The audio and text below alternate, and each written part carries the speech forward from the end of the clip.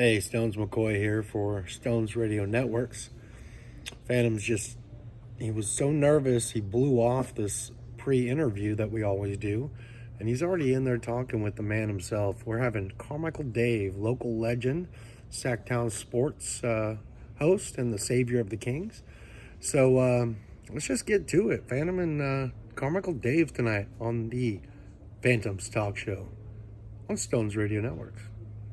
To you live from the Stones Studios, it's the Phantoms Talk Show, filmed in front of a live studio audience of one. Admired you as Mr. Basketball. Yes, we'll talk about that, Jerry. And certainly I have no gender reveal. I've been more or less a man, as far as I know. More or less, I think, time. is the key. Yeah. What exactly are you the GOAT of? Is it prep reporting? Is it high schools? Is it college? What are you? You're definitely the GOAT. But what of? Well, what's too far for mom to drive? No. And I want to get outside because I had one of those who goes, I think Fullerton's far enough away that mom can't come on a Thursday. A bar, restaurant, whatever it may be, something to find. I like how you go lessons or working at a bar. It's one or the other. Yeah. It's one or the other. They're like, really didn't pay much attention to me, so I thought, well, maybe I can make Tom laugh, and maybe I'll get on the country show. On the show tonight, Carmichael Dave. And now, the guy you've all been waiting for. It's the Phantom. Hello, this is Phantom, and welcome to my talk show. My guest today, humble local origins, went through the up and down world of radio, and now I would say he's one of the more significant sports figures in the Sacramento landscape over the past 2 decades. It's Carmichael Dave. Dave, thanks for showing up, man. I appreciate it. Phantom, anything for you. It's a pleasure. Me? It took a while for you to get. Are you okay with the big figure on the landscape? Is that a little too much? I know you're a very modest person. Is that a fat joke? Yeah. No, I don't think it is. I've grown. I don't think it is. I said chest up on the shot, but Stones wasn't having it. That. I did. He wasn't paying attention to that. But it's great to have you here. We've been chasing you for a long time, and we'll talk about that a little bit. But I want to, before we get started, yeah, I have 2 things. Okay. Well, that's great. I know it's your show. I know it's your show. A lot of stuff written down. I know. The font's not big enough. I can't read most of it. Remember how we used to play Which Would You Rather all the time? Of course. Okay, so I have one quick for you, and then I have something to show you. Okay, and then I'll get out of the way because I know you got to. You want to run the open again? No, show it's fine. It's fine. It's just okay. I missed you so much. It's been so long. All right. First off, would you rather eat a baby lamb or a matter baby? Would you rather eat a baby lamb or a matter baby? Baby lamb. I know what that is. Yeah. What's the matter, baby? I don't know what's the matter with you, baby. Oh, man. Come on. Just come on. Come on. He walked. It's right. that easy. It's that easy. I'm old. Okay, I forgot. And secondly, I just wanted to show you something because I was thinking of you. Is this a lamb? I was looking for yours, and I couldn't find it. My dad actually has it. But do you remember these? Vaguely. Okay, this was something. I know this is tough on the shot. This is Photoshop of me here. Here we go, right there. This was when you and me and Whitey and FP all went to a brewery. Yes. And we made our own beers. Yes, I do remember that. And I wanted to bring yours because my dad has the full collection. Well, you can't break up a collection. That's what he said. He goes, I'm not, legit will not. These are probably worth something. I said, Dad, they're not worth anything. I wouldn't, for that reason, I wouldn't say keep it together, but that's awesome. I look at that bottle and I think of you. Okay. But old dirty beer. Picture of you. But yeah, that's okay. It is. That was. Okay, well, thanks for that, I guess. Okay. That's fantastic. Okay. You got me on a joke and then showed me a bottle with your picture on it. Well, you almost got me mugged outside. I almost got, it was very dark outside the studio. It's not the best part of town. Now, this, as you know, I mean, you've seen all the past episodes, it's an entertainment program. Yeah. But I like to start off every interview with a hard-hitting question. Okay. Because I like to do that, people, and I've done it with everybody except for Maley. I just made fun of his outfit. Yeah. So I didn't have a hard-hitting question. But I have one prepared for you. And Is he the first guy you've had on that's older than you? Maley? Yeah. Unfortunately, no. No? Oh. Actually, no. I just wanted, you are, and you'll get this reference because you understand this, Harry Potter is the boy who lived. Yes, he is. You are the guy who saved the Kings. So one you're of kind of many, okay. many, we'll many. get into that, but I'm just saying right. you saved the Kings, and I think that's an admirable thing, and I think it's great. Thank you. But here's my question to you, and this is hard-hitting journalism. Okay. Now, all right. I want you to tell me what these things have in common. All right. The attack, the Capitals, the Express, the Gold Miners, the Knights, the Monarchs, the Mountain Lions, the River Rats, the Sirens, the Solons, and the Surge. Those were all Sacramento teams. These are all Sacramento teams you did not save. I did not. So what was it like? You went back and had to save John Connor, but all the other guys had to die? Was that a... I did not like any of those You teams. just made all these teams, a lot of hardworking teams. The Capitals were Yeah. a great outfit. The Sacramento Sirens, the Gold Rush, all kinds of great teams. I didn't like but you didn't save them. Nope, I didn't. I actually worked for a couple. I was the sideline reporter for the Yes. What was the one with the? Christ, I can't ever remember the name of it. The one with Dante Culpepper and the Mountain Lions. The Mountain Lions. Yes, they were on the list. And, Another team you did not save. Your brother made fun of me once because I said that he didn't get the football through the field goal poles. Well, I don't know why. And, How did you get to be a sideline reporter? They didn't have anyone else to do the job, but it turned into one of the coolest things because the running back for the team was the son of Denzel Washington. John David Washington. And sure. I got to know Denzel because he knew I had the stat sheet. And so after I asked him for an interview in the very first game, he said, "Son." And I said, "Okay." That's what he said, "Son." Well, you had to try, though. I had to try. Did you see the balls go through the posts? Through the poles. Yeah. Oh, through the poles. Son, excuse I'm me. just I couldn't I'm do just that. here to watch my son play. But then he would come over and we'd do a fist bump and I'd show him the stats and that was it. So Denzel and I are like this. Well, I mean, you had an association. Yeah, I did. Then I did a color for the Sac Republic soccer team for a little bit. But but they're still here. They're still here. Yeah, and they're a viable organization. I still. like them. Yeah. So I just wanted to. I mean, you get a lot of credit and justifiably so, but I just want people to know that maybe you're not as benevolent as you appear to be. Basically a loser. Yeah. Well, I didn't say that. Teams away from Sacramento. That's exactly right. We're trying to bring teams to Sacramento. Actually, secretly an LA guy. Nobody knows. You're a professional team repellent. Yeah, is what you are, and that's fine. But you said you're not the only guy that saved the Kings and everything. Far from it. But I still think that the whole RV trip is a fantastic thing, and I think as time goes on, it becomes more fantastic looking back on it. So it kind of cleared up in the fact that whose idea basically was it to outfit this RV and drive around the country? Well, the original idea was mine because it was at a point where there was nothing else we could do. Yeah. We were waiting on the vote, and no more rallies, no more any of that. I felt really, I was just very frustrated, like a lot of people were.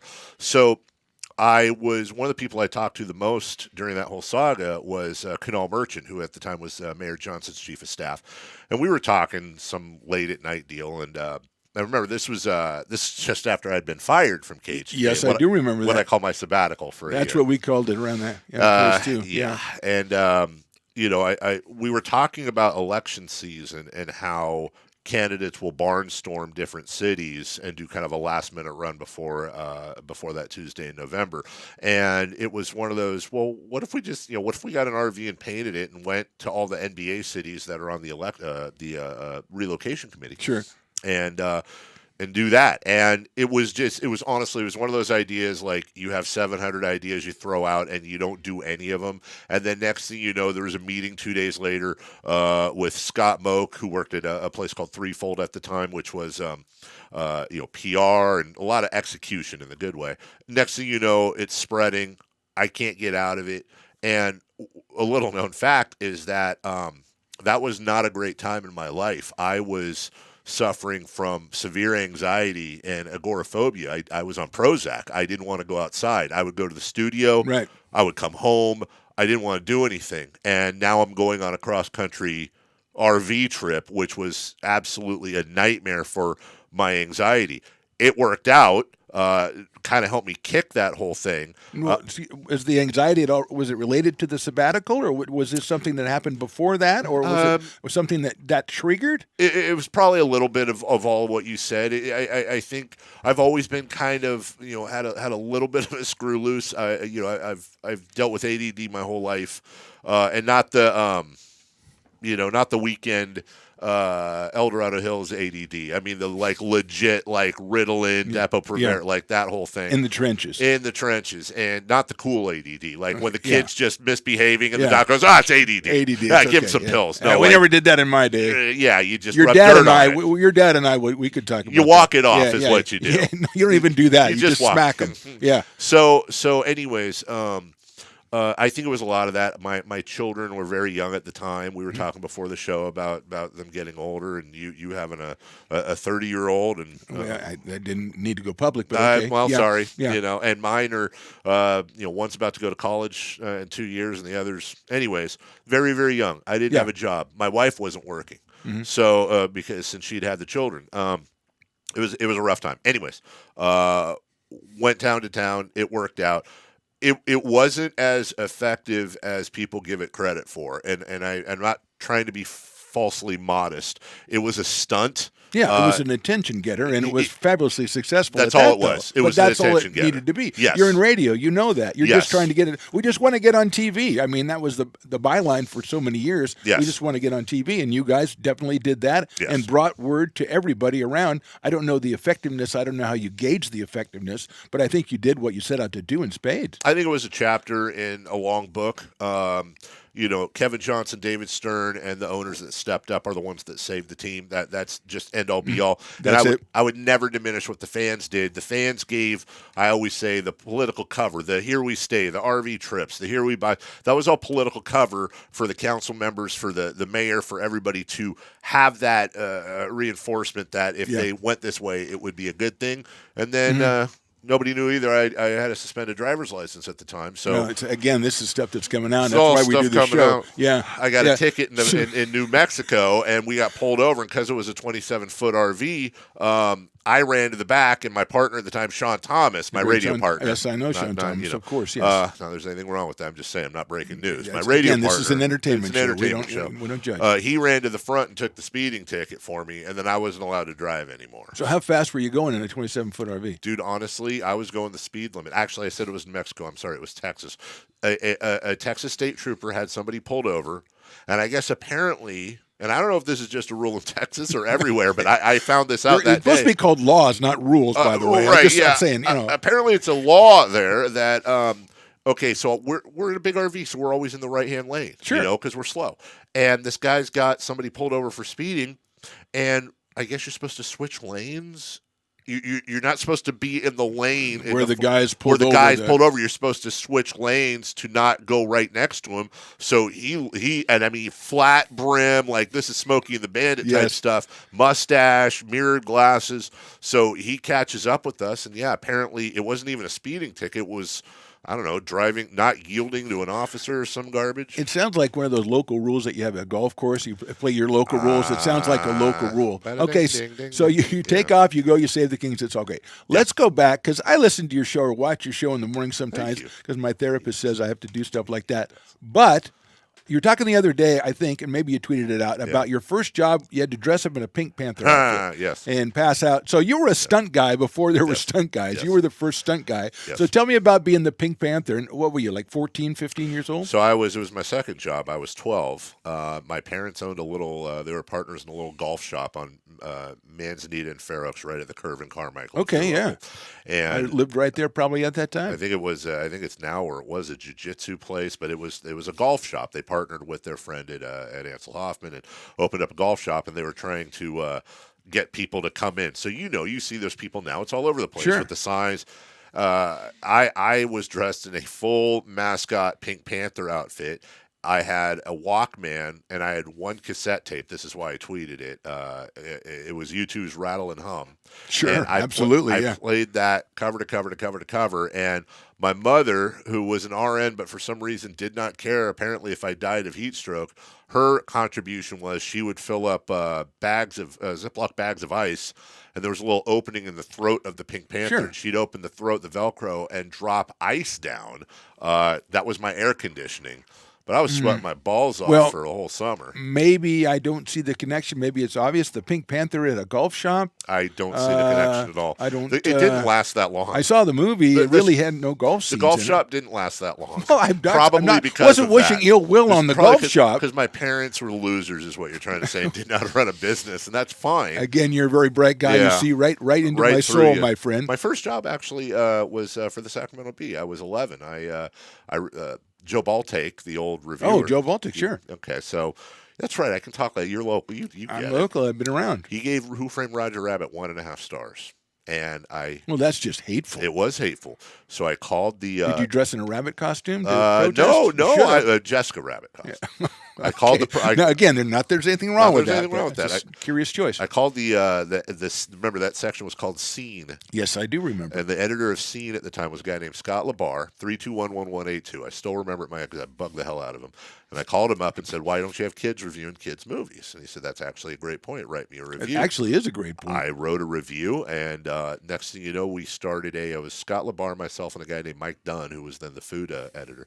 We started a thing on Fridays on the back of Scene called Sidetracks, and it was by and for teenagers that would go out and review things, and that's really kind of remember that, yeah. That's where I kind of got my my bite for media, I think. Now, you tell the story, or you've told the story about going to visit radio stations and stuff, and I think you even came into our radio station. Yes, in 7th grade. Yeah, I kind of remember that. In 7th grade, you and Whitey were working with Kevin Boom Boom Anderson at what was then the 93 Rock. Yes. The Slabangi building. Yes, that's true. On Madison Avenue.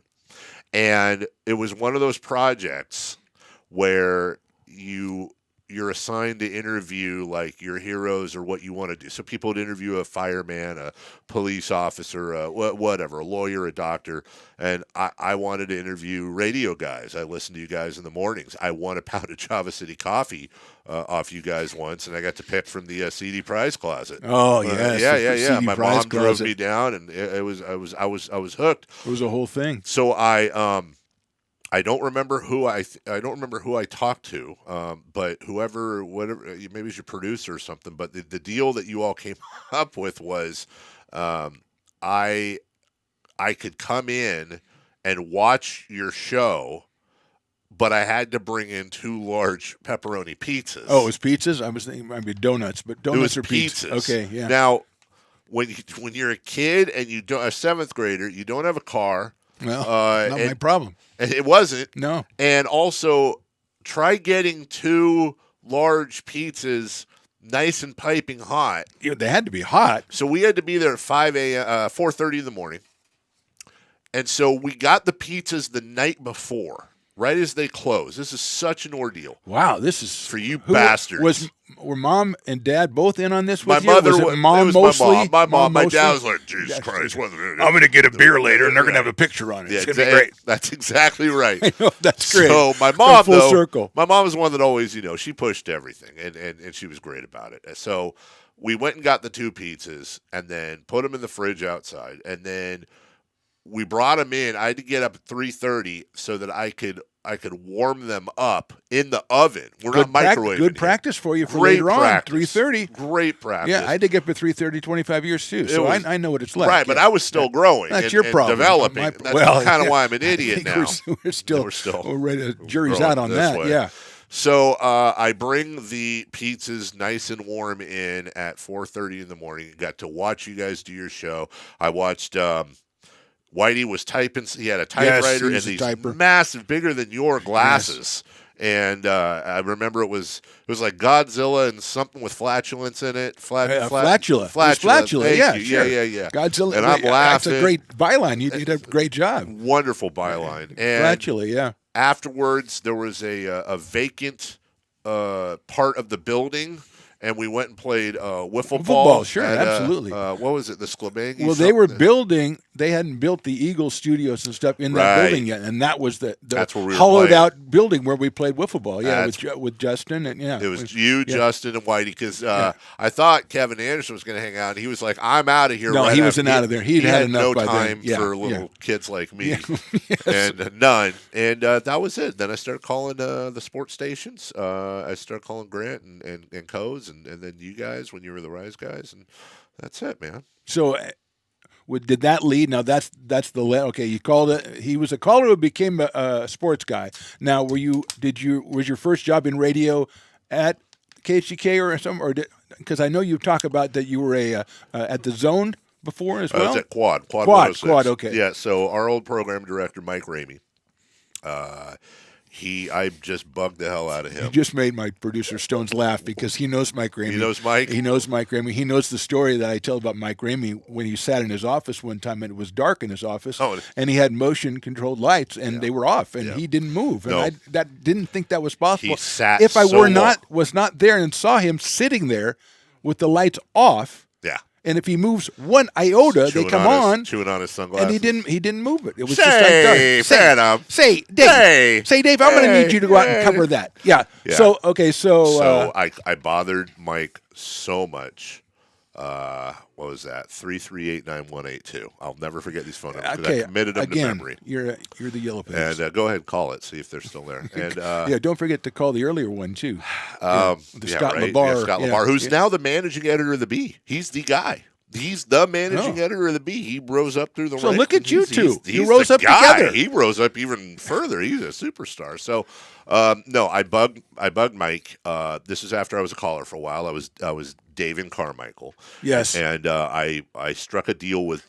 Go ahead. Let me interrupt for a second because I've been the call screener for many shows and done it many times, and actually it's a lot of fun. Do you remember talking to someone the first time that you called in? They tried to work with you at all on what's your name? Call you Carmichael Dave or anything like that? So it was always Dave and Carmichael. Where are you calling from? What do you want to talk about? I want to talk about the Kings. Okay, great. We'll get you right up. Whatever. What do you want to talk about the Kings? Oh, I want to talk about Kenny Smith. I don't know whoever was playing back then.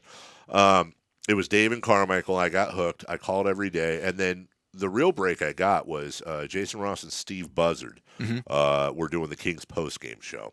And Steve, I would call in every game, and then Buzz finally said, look, if you agree to call in every game, we'll put you first up afterwards. And I was like, that's a good deal. I'm a star Your now. takes must have been pretty decent for a kid. So. Now, what were you? How old were you at this time? 14? 15? Like I say, as somebody who's done that, you don't put a 14-year-old kid up first when you're doing a post game to the Kings, which is the thing that draws the most attention to your station, unless they can hold their own. I could hold my own, and I think I had a deeper voice. I don't think they knew I was that young at the time. Okay, that makes sense. So that was it. That was my big break. Now it was on. So I distinctly remember I'd go to work, Kings game would come on. I'd usually hang out. My best friend growing up, a guy named Brett and his brother Sean had an apartment on Madison. We go over and watch the game, and then for Christmas I got this little boom box. You remember this little double-decker tape? Yes, I do. And this is how big of a nerd I am, man. I would be over there, and I'd always bring my little boom box, and then as soon as anyone who's ever called into a show knows that when they go to you, you hear this in your phone, right. and you're on the air. And as soon as I would hear that, I would hit remember, kids, we used to have these cassette tapes, play and record at the same time, and it would record the radio. So I would record my calls. Okay. And then when it was done, I had a master tape of all my calls that I would edit through. You had a demo reel. I was making a demo reel, but not necessarily to send out. It was for me to listen to my call, although it sounds incredibly narcissistic, it was really just me trying to figure out what worked, what didn't work. And if something did work, if I could get people to laugh or really engender some sort of passion, it was the greatest feeling in the world. I was really, really hooked. And then I interned at KHTK on the weekends for the Car Czar. Browner, sure. Seth Hendrickson, who's still on the air. Yes. I worked there for many years at that station. I never met Seth Hendrickson. Still on the air. Yeah. Still there with Marilyn, his wife, and the dog, and everybody. Oh, good for them. And the Net Show, which was Scott Marsh, Coach Tom Abeta Marco, Brad Jenkins, anyways. And I had to bring LeBou in, or Coach T, as we call him. Hey, Coach T. Tom Abeta Marco, go, hey, Carmichael Donkey. That's what he called me. It was never Dave. It was, hey, Donkey, where's LeBou?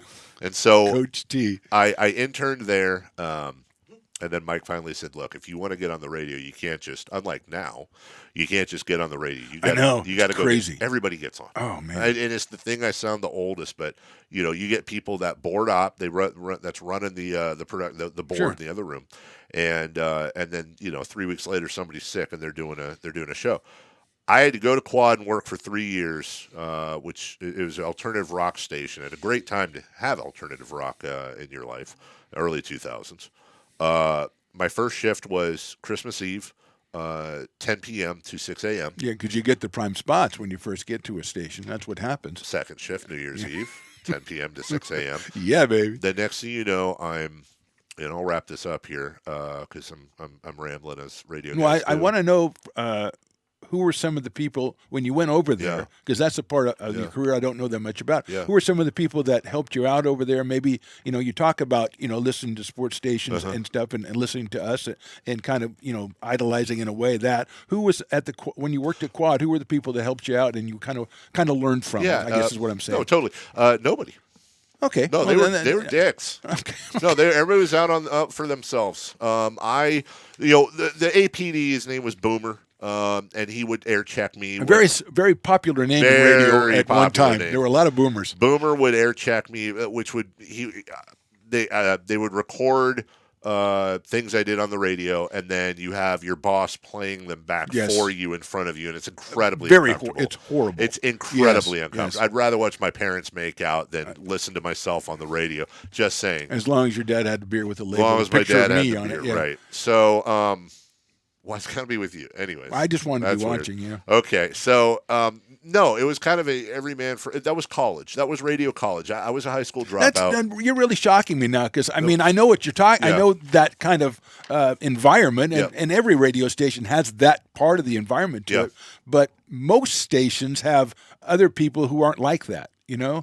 It seems to me, I was only at a couple, but it seems even when I was at 93 Rock, I mean, there were always people, Charlie Thomas or somebody, always people that help you out and really genuine with you and stuff. And maybe they were a little bit older, a little more mature. No, it was crazy, man. Half of everybody was on drugs. It was a single owner, a guy named Ed, who it was one guy who owned the station. Yeah, Ed, I do. Ed, okay. And who was, I got to be careful because he sues everybody. There were people from the legal profession that wanted to give him a paper to look at constantly, allegedly. Okay. And so he would only come in at night because these people that wanted to serve him. Okay. Right. Anyway, which was my shift.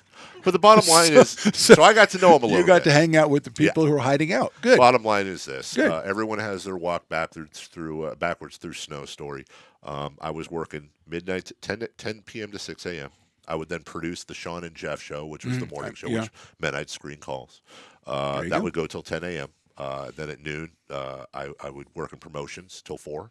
And then I slept either in my car in the parking lot or a buddy's house who was around the corner. And I did that for about a year and a half until finally my big break was doing backup updates to Jason Ross for Grant and Coe's show, and did that for a few years. So what kept you going in that 12 to 18 months? I mean, I know you were younger. Obviously, when we're young, we can do a lot of things you can't do later. But there was no real, feedback as far as positive situation. So you weren't getting there was no light at the end of your tunnel going, well, I know if I do this, this is going to happen. So you kind of had to believe in something. Yeah, it was girls. Well, yeah, there were a lot of girls over there. There were girls, but I was figuring it out. Again, but from a career standpoint, it was tough, man. It was one of those you gotta want it, things. And when I finally went back over to KHTK, there was, I'm now in my mid-20s, and minimum wage. I was working a real estate job in the mornings to make ends meet, and then I did backup updates for like 3-4 years, and I actually went to Mike Ramey's office and I quit one day. I said, I'm not making it, dude. Like, this is lame. Did he even know you were there? He say, so you're gonna quit? Is that Dave? Yeah. There was a guy at night named Tim Montemayor, yep, who was doing the night. They had created the 9 to midnight show, and he got a job offer at KMOX in St. Louis and took the job the same day. Mike called me and said, "Hey, look, here's your chance. Do you want to do the show tonight?" Monty quit. I had strep throat and I had 104-degree fever. I'm sitting at home. And, of course, this is before COVID and any responsibility. So, of course, I said, yeah. Yeah, how fast did it take you to say yes was what I was going to say. And it wasn't in the studio, Phantom. It was at a Hooters. It was a Kings versus Minnesota game. Always, or just that night? Just that night. It was a remote So it was a remote broadcast at a Hooters with 104. 104, and I had, at one point, again, this is what happened back in the day, I had a Hooters girl come over on my lap so she could tell us about all the specials down at Hooters on the radio. I probably killed her with my strep throat. To be clear, there could have been a lot more problems there other than your strep throat. I want to be clear. Sitting on, I probably killed her with my sickness. Yeah, okay. I didn't. I wouldn't be that proud that I would look into the camera about that either. Sorry. Yeah. And then it was Bonzi Wells who hit a corner three to win the ball game for him. I'll never forget. And then next thing you know, the 9 to midnight show, and we're off and running. You're off and running, but I wanted to ask you about that because I remember you doing that show, and you kind of. Go ahead. That's our new show. Really nice. Yeah, Beneath One Fern is what we call the show. Yeah, Between a Flower. Yes. Well, we're working on workshopping the title. But the great thing about having the night show, which there is, I don't know, are there night shows anymore? I don't know. Is that you got to explore that space? It seemed like, and you got to do with it what you wanted to do with it. Yes. So first of all, was that a little daunting when you started, and how soon did you realize, hey, I really can do what I want to, and then I've got the responsibility to figure something out? It's a great question. It was daunting. You have 3 hours. It's me and a guy across from me running the board, Sean Thomas. You remember? Yeah, absolutely. It was. And, I look at what happened, what I do now with the mornings versus what I did at night. At night, I would get in there about 3 minutes before the show, which, by the way, I still do. But my notes would be like, as the commercial break was going on from Coze's show, who was 7 to 9 before me, Jim Cozumore, I would write things on a Post-it note like, why did Ron Artest shoot there?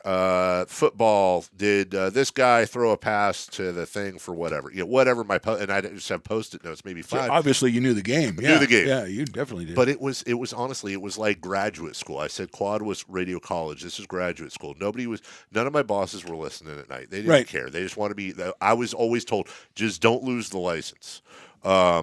Which is so much freedom for you. It was. And we did you everything. had to figure out what to do with it. I had live bands in every Friday for a while. I had strippers come in and hang out. Did you have strep throat again? It was just kind of a No, but I got these weird bumps like 3 weeks later. But that's a different story. Yeah, again. Yeah, it's fine. My wife loves it too. Yeah, it's okay. Stones can cut that part out. Yeah. And we did everything. All kinds of it was a creative, and things really kind of changed one night when the Kings were doing a little publicity thing, and they wanted to bring a player over to come in studio, which was a big deal for us. Sure, at night, yeah. At night, and so they show up, and we didn't even know who was coming. That's the thing. We knew we were going to have a King, and it turns out it's about 3 handlers and a guy named Ron Artest. Ron comes in. He was supposed to come in for 20 minutes. He was there for an hour and a half. We exchanged numbers afterwards, and he goes, "Hey, Dave." Or he called me, "Hey, Mr. Carmichael." That's what he called me. "Hey, I like the sound of that. Can I come back someday?" And I said, "Ron, you can come in whenever you want, dude."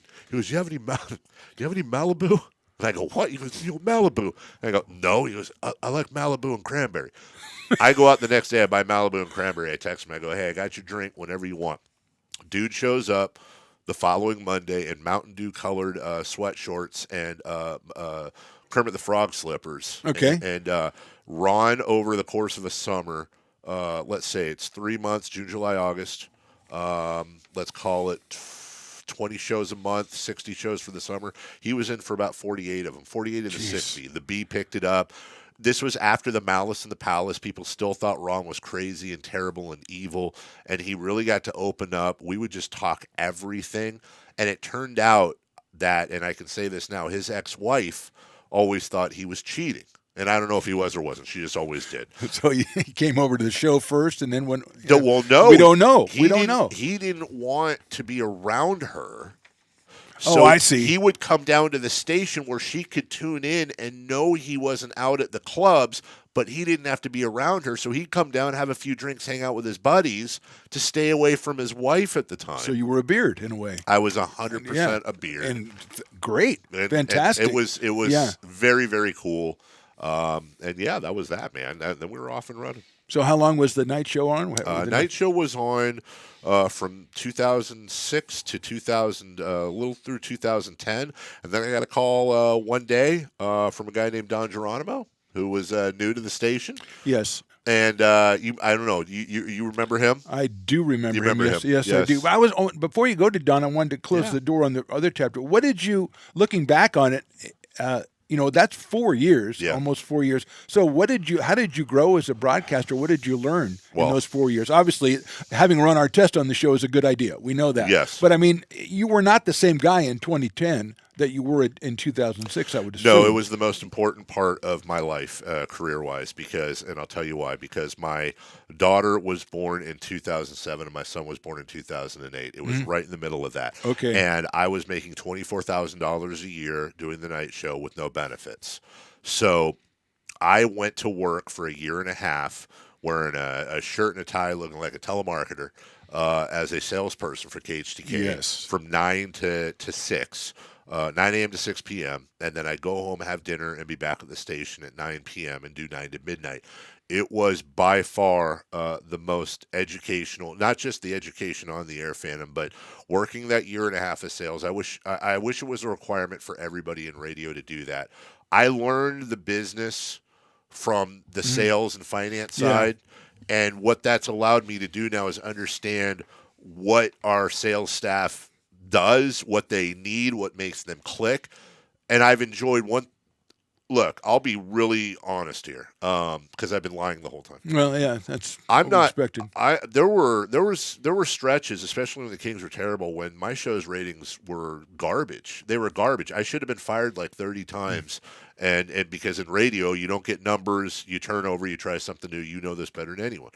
But what I always had as job security is I had a ton of endorsements and really good relationships with my sponsors. From your days. And I'm not saying this just to plug them at all. I'm saying this because that job security, knowing that if I got fired, that money might go with me. I was kept at KHTK many years, far more for the endorsement side, the financial side, than the radio side. So you were the guy whose three-point shot wasn't falling. That's right. You were so valuable in other aspects of the game. Your defense was so good they couldn't take you off the floor. I mean, you make it sound better than it is, but I had to be a Swiss Army knife. Absolutely, yeah. I learned how to broadcast at night. I learned how to the sales part in the daytime. And then the whole thing with Don hit. Now that's what I was going to say. You ran across some guys in your first in between 2006 and 10. You talked about Jason and Steve and Coase and everybody. Yeah. And then Don's a whole different animal, though, right? Literally. So maybe if you don't go through all that other stuff, you're not ready for Don when you finally meet him. But what was your first impression? Well, I'll tell you. Remember this? We started this by me talking about going in and seeing you and Whitey and Kevin and Justin. The only other show I ever asked to go watch was the Don and Mike show. I was a teenager at the time. I think I was 17, and I called Rob Spiewak, their producer, and I said, "Look, I'm trying to break into radio, and I will fly out there. I will do my own expenses. I just want to sit in for one show because I idolize Don Geronimo. The Don and Mike show to me." Howard Stern was amazing. Don and Mike was the end-all, be-all for comedy on radio. They had that stretch, as you know, in the early 2000s where I honestly think they were the funniest show on radio, period. Not Opie and Anthony, not Howard.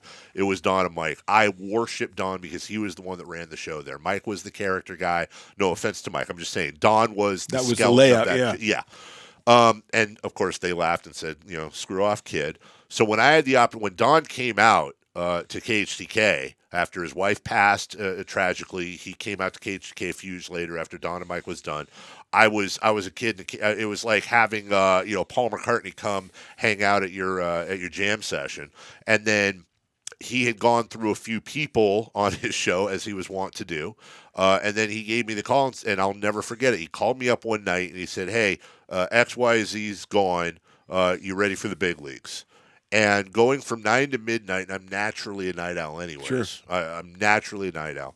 Going from that to getting in at 4 a.m., going through the whole rigmarole, and like you said, Phantom, and it's incredibly insightful you said that, being as ready as I could for Don, because you have to be ready for a guy like Don Geronimo. Yeah, I mean, I think I've worked with three who I would call like real head guys. Kevin Anderson was one. I didn't work with him very long. Yep. Whitey obviously being one, and Don Geronimo was the third. Yeah. And all three very effective, all three extremely talented, but all three very, very different. Very different. And Don's approach much different, obviously, than Whitey's approach and everything. And it just, it's nice that you were ready for that. I came to him a little bit later after our show disbanded, and I was on a show. You and I were actually on a show together. Yeah, we were. For like what, a month? A 2 month, months? I think. It wasn't, and it was a really good show. I thought it was. I thought myself personally. Was that before or after the stage fall? It was after. I think the stage fall was before. Yeah, because he wasn't on. Yeah, that's right. Because that was a month into me being on with Dawn. Yeah, because you were like. I don't want to say butlers. I mean, you were toting him around a lot, I was driving right? Miss Donnie. Yeah. It was 100%. Yeah. We used to call it that. There was a show at Cal Expo. He fell off the front of the stage, landed on his head, almost died, literally almost died. I want to okay, so when he first came out, he wasn't doing mornings, though, because I was doing mornings. No, he was in afternoons. Yes. But when you're freaking me out here because I was on the show and he wasn't on it. Because when I went to him, it was mornings though. So maybe I'm right. my time. Yes, I think that's true. That would have been a little bit later. Yes. You had already done that, driving, Miss Donnie around, yes. and which was a weird. The whole thing was a weird chapter in case I had history. I had his head cradled in my jeans. And I thought he was going to die in my lap at Cal Expo. The jeans were blood-soaked, and it was horrific. He had a neck halo on. I would leave from Antelope to drive up to Granite Bay to pick him up, go to the station, back, whatever. But then, we did the show, and I learned so much from him. You learned so much from him because when you left him, I mean, you didn't choose to, but you did for whatever reason that happens. Yeah. But then when you came back after your sabbatical, I mean, you were so much more ready to come back and assume a different. You'd seen guys run shows, and in a way that maybe you didn't have to when you were doing the night show. Obviously, you ran the night show, but it's different when you get into a different day part. Yes, and so now you're far more ready than you were before to do that. 100,000% Phantom. I wasn't a finished product, but I had always felt before my sabbatical that I was the guy at the kids' table at Thanksgiving, and you have these giants like you and Whitey and Coase and Grant, all these people there that I was nowhere near that league. When I left and I proved to myself that I could have a voice independently. When I returned, it was almost like, okay, I've gone through the college years, the graduate school years, the Dawn years, and Dawn taught me a ton. It's also probably the time in radio I look back on and hated the most. And it has nothing to do with Dawn necessarily. Dawn is a genius. Dawn is one of the best, if not the best, radio mind I've ever been around. Yes. But I learned something. You had to be mean to be on that show. In the sense you did, the comedy was mean, and I would go home at night, and everything was about the show. It was very mafia-esque. When I went in there, I was instantly my salary went from $24,000 to $75,000. He tripled my salary. But now I was completely beholden to everything. He wanted that You were in commitment. the family. You were in the family. You were in the family, and you lived the show. Yeah. And I was young, and he knew that. I was in the clutches, and this isn't me ripping Don at all. This is how he lived. Right. This is why he was so. This Yeah, is why this is how he did $5 radio. million a year Yes, for 25 years. Absolutely. I didn't want that. I didn't want to do a character. I didn't want to be mean to people.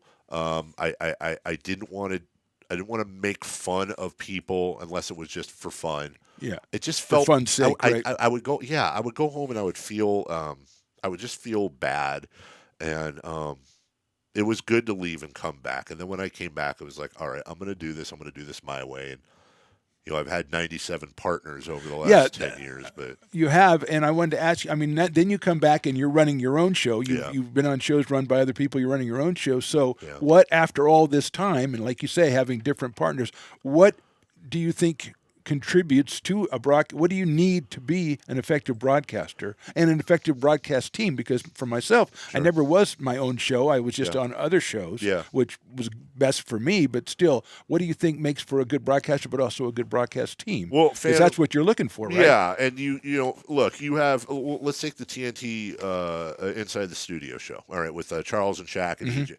You have your Ernie Johnsons. That's Whitey Gleason. That's Don Geronimo. Then you have your Charles Barkleys. That's you. That's to an extent me. I was always told by our bosses, they very much wanted me to be the guy that hit the ball out of the park off of the point guard. And what I mean by that in radio terms is they never wanted me to drive a show. They never wanted me to sit in the one chair, as we call it. They wanted me to play off of them. And I always wanted to run the show. It was just something I wanted to do. I wanted to be the guy because of the way my brain is all over the place. I wanted to go where I wanted to go. And for years, I was really in the wrong spot. I don't think I really learned how to drive a show till probably in the last 4 years. And there were a lot of people I worked with, I think, that whether it was Keith Brooks, whether it was Deuce and Mo, whether it was Nate Goodyear, a lot of the people I work with, I think they knew I was not a good show driver, though I was driving the show. It's very difficult to drive the show and be the guy who hits it out of the park. Yes, it is. I mean, I think about that sometimes. I mean, it's very difficult. Which one do you prefer being, or which one do you want to be? But it sounds like you aspire to be the guy who was driving the show, and not the guy hitting out of the park, which is, if I may say, something that about your show right now that you do with Jason. I think you're both show drivers, and it's 100%. Kind of a weird. It's kind of a weird combination because you're both point guards in a sense. Yes. Jason, Jason is like Whitey. I mean, he just moves the ball all over the place, but you're also like that. Yep. And so does that ever cause, not a problem, but do you have to try to figure that out? Is that something you worry about? Jason is like not only is Jason maybe the most wonderful person you and I have ever met in this business. If you don't like Jason Ross, that's your problem. That's a you problem. That's absolutely. a you problem. Jason is. I was very skeptical for a time working with Jason because on the surface, Jason is not Mr. crazy all over the place, not passion, but he's not a psycho like so many of us are. And a lot of times that's what works in radio. Jason is glue. He is a glue guy. Yes, he is. He will do what needs to be done with no ego, no attitude, doesn't matter. And it turns out that as I've gotten older, Phantom, and as I've gotten more used to what I do, Jason's the absolute perfect partner for a guy like me because he doesn't have an ego. He'll let me go off on my stuff, but every once in a while he'll kind of point to we have a ton of prep now. I was telling you about Post-it notes before. Every segment is segmented. Yes. We know it's how different. long it's a little different. It's morning radio. It's money time. Absolutely. It's not night times where nobody gives a shit. Excuse me. It's mornings. It's you have to be that way. And Jason organizes most everything. He'll help gently put me back on track, remind me of certain things. I'm the guy who's all over the place.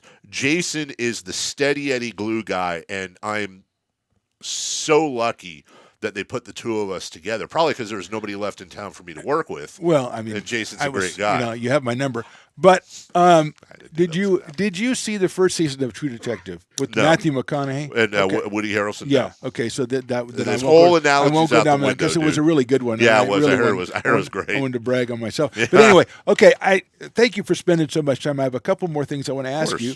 First of all, one of the things that you do brilliantly is the way you handle social media. I think you use social media in a way that furthers you and furthers the show, furthers whatever, and you're able to interact with people, whether it's positive or negative, or whether you're trolling. I do get mad at your trolling sometimes because I'm like, come on, Dave, you're better than that. But anyway, I'm not. My point being that you use it brilliantly, and was that a conscious thing when you first started out that you thought about? Was that something I need to get into this, and this is going to be a valuable tool? When I was fired, Phantom, the second day I was there, there was a way that you could. There was a website back then before all the stuff we have now. There was an app, and I forget what it was called, where your phone turned into a camera and you could broadcast to people. Okay. And the day after I was fired, I was just doing little video stand-ups around my house, playing with my kids, my dog, whatever, just updating people on what I was doing, like anyone cared. What I realized is that I would not be happy if I was not communicating, if I was not broadcasting in some way. I want to have a voice, but more importantly, I want to interact with people. There's a guy that used to work at the Bee called, his name is Ari Graswich. Yes, we did a You show. know He was Bob. a guest on Yeah. our show. Super asshole. Sometimes. Hated him. Yeah. Hated him. Just still to this day, he's one of those guys. He'd come in with his slick back hair and his dumb Hawaiian shirt. And I was an intern at the Bee at the time, and he treated us like absolute garbage. Like All right. garbage. And I'll never forget that, right? Bob Graswich is always the guy I go to in my head when I think about how lucky we are to do what we do in whatever form it is, how important it is to help those around you learn and succeed and be kind to them on their way up, because you know the way down, that saying. But also, now back to your question, social media became a way to fill that void when I wasn't on the air of interacting with people. And I joined the year Twitter started. I didn't know what it was. Nobody knew what it was. Nobody knew what it was. Sometimes I'm trolling and I'm there to just to be a ding dong. Last night I was going at it with Dallas Mavericks fans. The day before I was promoting an interview we were having, and then today was every year around the holidays I put out what we call a thread on Twitter. I saw that. Yeah. For people that are depressed and having a tough time. And I got to tell you, they say like when you volunteer, it's what you get back and all that BS. It's not. I've been doing this for 4 years now, where I open up my private messages where people can directly message me who just need someone to talk to. I've had phone conversations with people. I've had conversations to 3:30 in the morning one time with a gentleman that was about to kill himself. And I always am very aware that I'm not a pro. I'm not a counselor. Call the hotline, but sometimes they don't want to do that. They just want to talk to someone. I have met and gotten to know and stayed in touch with so many people over the years that were having a tough time, like we all have, who just needed someone to reach out to, just to vent and bounce stuff off of. And that's an example of where I think social media can be at its best. If I could do it all over again, if I had the ability to Thanos my finger and snap, I wish social media was never invented. I think it's one of the worst drags on our society and will eventually be the undoing of it. I mean, I can't stress enough not to get too serious. I think social media is going to be as damaging to this world at some point as any disease and as any war we've ever had. It is toxic as hell. And it has changed the game, but it has changed the game. It's here. It's definitely changed. And you got the to game. use it. Yeah, and it can be used for. Yes. You can say good if you want to, It but can positive be. reasons. But it's just out there in case you want to use it for something else. And congratulations, though, for even knowing social. Like, I didn't expect that out of you. Yeah, Look, social media was like the hammer and Well, rock you know, and the slate and all that. You know, I got pictures on the cave wall. Yeah, baby. That's my You profile. retweet The Rock. That's my profile That's picture. what I'm talking that's about. That's my cave wall. The other thing I wanted to ask you about is I made a conscious effort when I was on the air. Well, I didn't. It just turned out I didn't really talk about my family very much. Yeah. You are the exact opposite. Yes. You've included your kids from the start, and maybe that was because when you first had them, you were on the night show, and, Yes. maybe that was part of it. But was that something you thought about in the beginning? It's like I'm gonna go ahead and include them, and you've included them all the way up through, and it doesn't seem to have hampered them at all. So that's kind of a bold choice. You use Melissa, you use the kids a lot, talk about them a lot, which is great. But I mean, was that a choice that you made, and have you ever thought about maybe toning that down a little bit? Oh yeah. Yeah. I have. I've look. I for all the goofiness about me, I there's nothing I enjoy more than being a dad. I take it incredibly seriously, and my family means the world to me. I have definitely had moments where I go, dude, what are you doing? What are you putting your and we're very careful. Like Dave is not my last name, and then my last name's out there. But my wife has. She still keeps her maiden name. There's certain things that we do to ensure that we levy some sort of anonymity to them. We don't do the whole people at school know who I am, not that whether they care or not. We very much try to keep them kind of sheltered in that aspect. But as they got older, now they're more self-aware. Back in the day, Avery and Mason would do they do my liner, my show intros and all that, and I'd use them as cheap labor. But really, it's because any show I've ever been on, Phantom, has always been kind of an extension of my life. And there are people that are incredibly successful. In fact, most people that are successful in this business, that their personal life's their personal life. They're coming on to talk X's and O's and this guy and the football and the baseball and the basketball. That was never going to work for me. Carmichael Dave doesn't work in L.A. or New York or Wichita. I was never going to do this in any other market. And doing this show in a town where I've known people since I was a kid, where people listen that I went to elementary school with, I consider this city an extended part of my family, and that's not just a saying. I mean, I really do love this city I was born and raised in, and so it just felt kind of natural to let my children be a little part of my career, like I was with my mom and dad's. Mason comes in once a year. He has since he was 7 and does a show with me. And through the years, he's gotten better and better. And now it's just his sports mind is insane. I wouldn't want this life for either of them. I don't think it'll be around in this aspect by the time they're near my age. Anyways, probably not. No, I don't think so. But again, rambling. It's a great question, Phantom. Yes, I've allowed them to be a part of it, but also it helps me connect with people a little bit more too, I think, if they see the person. I think so, and I think it's because, as we talked about, the show you took over when you had them was a part of your. You weren't a sports guy per se. Then you were a guy. You were the night guy. Yes, the night guy can do a lot of things that other people can't do. Right. So I think it's fantastic. But it leads me into what I think is going to be our final question, which is. Drove all the way Carmichael Dave, you drove all the way here and drove around for 2 blocks. We only talked for 4 hours. Right. You can't do 4 hours every time you sit down to talk. That's just to. A job. I'm on vacation right now, so when I'm in broadcast mode, I'm off till next Monday. So I didn't know. That's the first guest I've had. I said we're going to wrap up. Well, No, come on! I drove all the way over here. And I'm the last guy to have. You've gone through everyone else in media. Christina Werner was here. Tom Maley somehow found his way here with his caretaker drove him. Tom Maley was wearing his safari outfit that day. And Joe Davidson was here. Whose headline when I got hired on the night show said, Carmichael Dave, this is a true story. My mom has it in her scrapbook. Carmichael Dave gets shot. And then underneath it, at nighttime gig at KHTK. But the top headline was Carmichael Dave gets shot. I like that headline. And he made me promise to never say we when talking about any of our teams. And boy, I remind him all the time, boy, did I screw him on that one. Boy, you really did. Yeah, anyway, sorry, go ahead. That's okay. So let's do you're coming in for the job interview. Let's ask you that question. Okay. Because, I hear it like I say, my therapist says I have to watch you guys every once in a while. Yeah. I hear it a lot.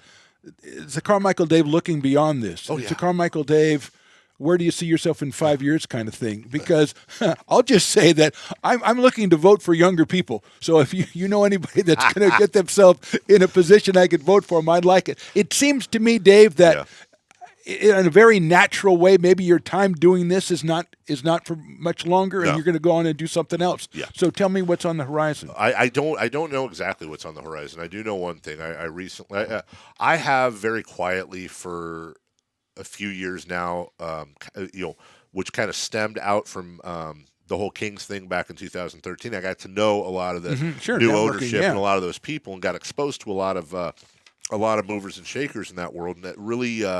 I really started falling in love with building campaigns, PR, I've always had a thing for that. So for a while now, I've been kind of quietly advising a couple people in that world. And then, I don't know, about 6-7 months ago, I kind of came out of the closet, if you will, as an assistant to Kevin Nagel, who owns the Republic, who owns Huddersfield Town Football Club in Huddersfield, England. And that's been really... honestly, as much as the radio show, been a part of my life since last June when he bought the team. I go over there about once every 3 months. I run comms and and have a staff and a team over there and that world is completely different. The people, the fans, the supporters, we're supposed to call them. Okay, yes. Supporters, sorry. Of the football club. Right. Yeah, what's your mascot? The Terrier. York, I like it. Because Huddersfield's in Yorkshire, and so the Yorkshire Terrier. Swag coming my way would be. I could become. You know a fan. what? I can do that. I could become a fan. Yes. I'm looking for an English football club. I should have brought you something. Yeah. Dang it. Well, I mean, I wasn't gonna ask you about it, but then you start complaining about how much time we had left. No, but I wanted to talk about that. But let's go back. So that's the road you're going as far as a PR kind of thing. PR. Just being able to be on the business side of sports. Being on that side that I've covered for so long, now having an opportunity to, see what goes on, learn how to run a team itself, eventually get into ownership. I want to own this team one day. I just need about $3 billion. You just need a couple of bucks. But that would be the dream. But between that, there's some stuff I do here still that, when it comes up, I like being able to flit around in my middle-aged years, if you will. And do a lot of volunteering, a lot of charity stuff, I've gotten to know some pretty important people, and I like hitting them up to do good things for people that need them. I'm very passionate about charity and that aspect. I was, for the longest time, I was gonna run for mayor of Sacramento. That was really the thought, was that I was going to get to city council and then run for mayor. But you know what, Phantom? And we talked about social media. The last couple of years, I've really been thinking about it more and more. Couple of things. Number one, I've always been a political junkie. I love the game of it. It's just so terrible right now. I don't care what you are. They're all just terrible. Yes. Which is why at some point something has to change, or else we have to get a new system. Because we're going to have to. You're right. Yeah. I can say this as a senior citizen. Yes. I mean, when the people voting, the people running for the top office in the country are a decade and a half older than I am. Yes. I want to vote for somebody who's not getting Social Security yet. That's all I'm asking. That's all I'm asking. Any political party, put somebody up there that's a little younger, if you will. And that's why I thought, because of you've gotten a lot of experience in these, in politics and stuff. And I understand your apprehension, but at the same time, getting in on a local level doesn't seem like such a bad idea. Getting on a local level, the problem I found now that I've gotten to know a little bit of the political background. I got to know KJ really well. I know Daryl really well. Angie Ashby. I've gotten to know a lot of the people on the council, our last two mayors, on a friend-to-friend basis. And one of the things I've observed, not because they've told me, just from what I've seen, is they're handcuffed in a lot of ways. They can't get a lot of stuff done because of the bureaucracy and red tape. It's almost more attractive to me to know people that have a lot of wealth, to be able to tap that wealth and combine it with my access and their access that we've developed over the years, and cut through everything. Can you unwind that red tape and make it easier for people to get things achieved? That's exactly right. Is that the way it works now? I think the machinery works that way now. I think that's kind of, you have to work your way around. So if we did a thing a couple years ago where there was a school here in Roseville. I won't say where because I don't want to embarrass the kids, but a very, very poor school, and somebody had donated notebooks to them, but they all had Laker logos on them. It was the sweetest thing to get them donated. It's really nice. But it was Laker logos. Yes. So we went out and raised the funds, and we're able to get them. The Kings partnered up with it. We got them Kings notebooks, a bunch of pencils, pens, and now I started this program called Do One Thing. And it basically just encourages people to do something. Do one thing. It could be $1. It could be a volunteer hour. Just do one thing. And every year, we'll do things quietly, as I talk about it. We'll do things quietly, like we'll call up schools and find out all the outstanding balances on the lunch, and we'll just go pay them. We'll raise the money and go pay them. What kids need, what teachers need things going into the year. Oh, you have an Amazon list? We'll fill your Amazon list. And we don't talk about it as I talk about it. We don't advertise it. It's very, very quiet, and social media has helped with that. Yes. You'll see where I can put the call out, and then people will privately tell me what they need. A lot of people don't want charity if they have to be public about it, and too many people want to grab their phones and say, hey, look at me feeding this homeless guy right now. Isn't this amazing? Yeah. Hey, Mr. Homeless Guy. It's about going out and quietly and with allowing their dignity to remain intact and doing something that can be a temporary and permanent change for them. That's what turns me on right now, Finn. Well, the question I have is what happened to those Laker notebooks? Burn them. Did you burn them? Because we burned Laker stuff before. It didn't turn out so well for us.